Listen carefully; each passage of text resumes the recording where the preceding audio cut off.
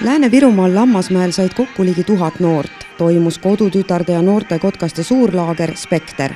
Terve nädal oli täis erinevaid üritusi, matku, mänge, käsitööõpitube ja ekskursioone.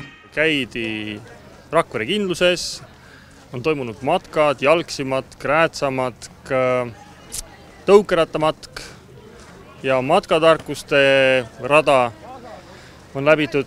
Siis toimus erinevad käsitöö, puutöö, õpitoad, mängude õpituba ja tantsimist õpiti ka. Laagrist võttis kokku osa pea 1000 noort, eestlastele lisaks ka meie sõbrad Leedust ja Poolast. Spekter on osa Kaitseministeeriumi algatatud noorte isamaalise kasvatuse programmist ja selle üheks eesmärgiks on anda noortele võimalus osaleda kodanikukasvatuse suunitlusega huvihariduses. Kui me selle isamaalise hariduse programmi käivitasime, siis mõte oligi see, et kõige tugevam on just nimelt inimeste omavaheline side ja mida varem me hakkame noori omavahel kokku viima, neid sõpradeks tegema, et need oleks ühised tegevused, arusaamised, seda tugevamad me kõik kokku oleme. Laager on väga hästi sujunud.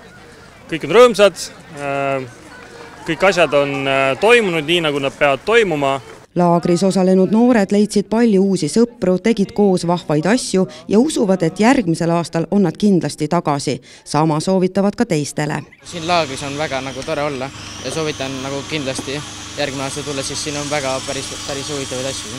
Siin on näha, kuidas on teised ringkonnad õppinud ja millist teadmisi nemad teavad. Saame omavahel vahetada teadmisi ja kindlasti on siin palju teistsugust tegevust, mida me tavapäeval ei tee. Esimene suur laager Spekter viimaseks ilmselt ei jää. Esimene nii suur laager annab minule küll usku, et pikemas perspektiivis me jõuame nii kaugele, et iga laps Eestis saab võimaluse tulla suvel sellisesse laagrisse.